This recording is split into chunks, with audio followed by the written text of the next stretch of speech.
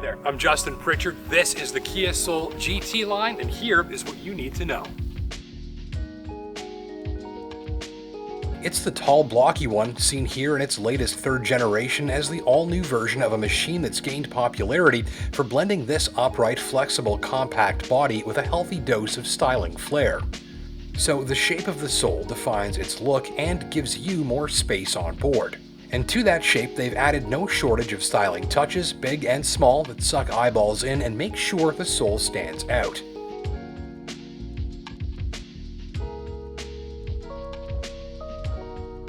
Look at that face with slim lights and a prominent sports grille treatment, or the tail with the big vertical lamps creating a strong lighting signature after dark, and the gloss black splitter that came with my sporty top-of-the-line tester.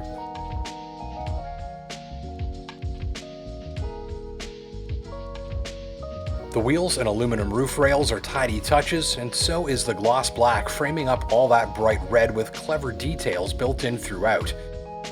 Result, from virtually any angle, it looks like they've taken steps to make sure the Soul just pops.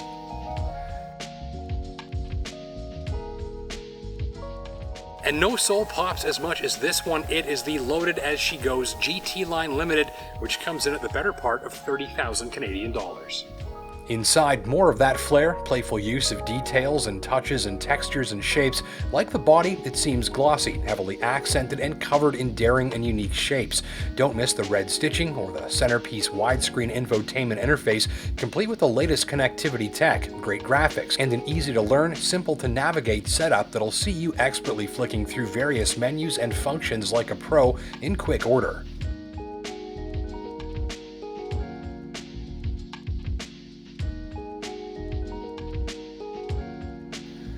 It's fresh and new virtually wherever you look or touch, right down to the auto climate dials with digital readout or these control pads built into the steering wheel that remind me of the remote controller for my drone.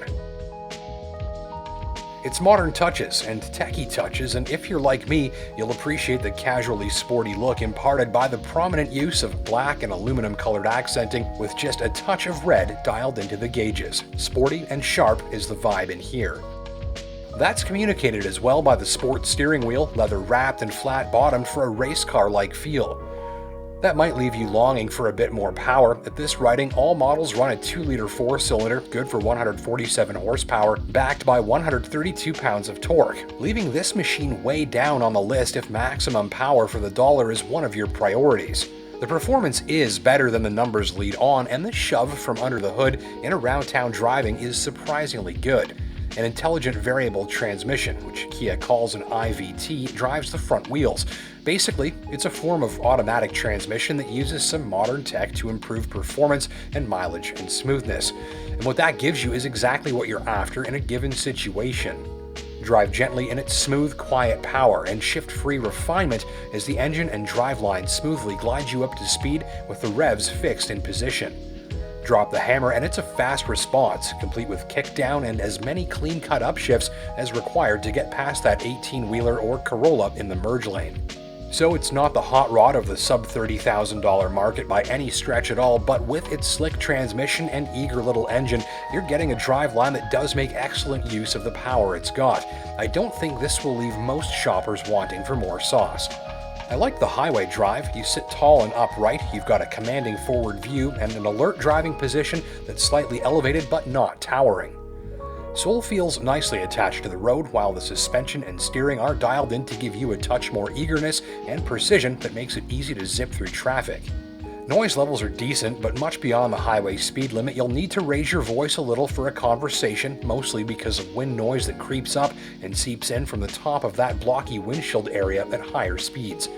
Around town, steering is light and quick, the backup camera flaunts great graphics to help increase confidence in close quarters, and it's one of those machines that's small enough to be a sort of parking lot ninja, but also with enough room to do a hefty grocery run or camping trip.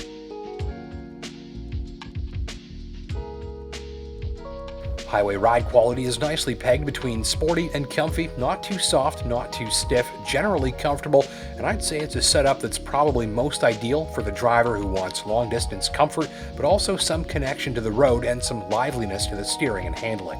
Brakes perform well but feel a little numb at the pedal in around town driving, though precision increases the harder you work them. Some drivers will wish for a slightly more precise pedal action to match the feel of the steering and brakes.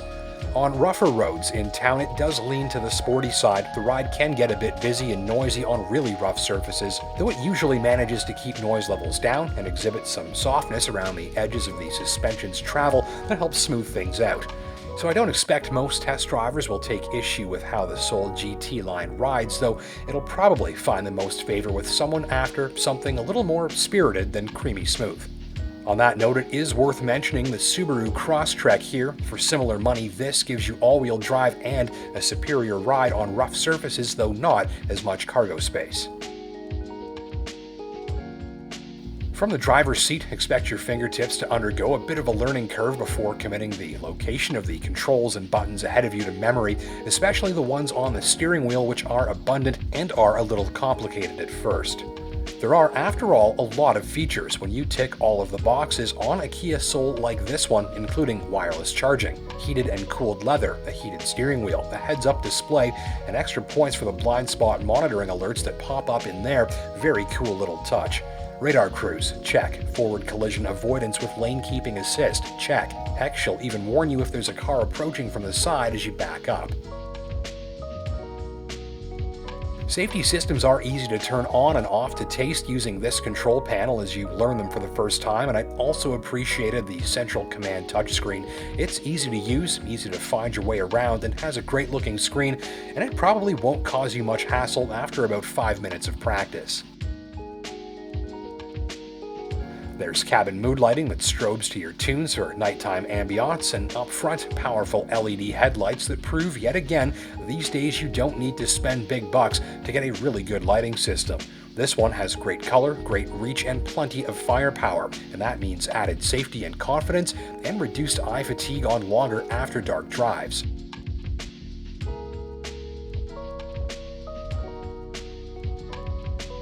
So, how is this all going to work for your day-to-day? Well, let's take a look at what this boxy shape means for space and flexibility on board. Easy entry and exit, slight plop downwards, and you're easily into your seat. I found no issues with space in any direction up front, good headroom even with the sunroof, and actually an excellent view outwards as well. Thanks to tall glass and thin pillars, it's like driving around in an aquarium.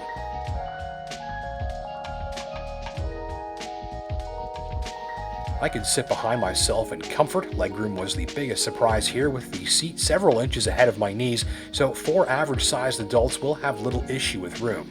Further back, the cargo hold is tall and square, though not particularly deep, and the floor of the cargo area is adjustable, though in this lower position, there is a big lip at the back that might make it tricky for the family canine to jump on in. Rear seats split fold easily if you need more room. All said, you've got the space you need for 4 humans in here, road trip ready if everyone packs a little bit on the lighter side. For the money, you do have better options for cargo volume if that's important to you.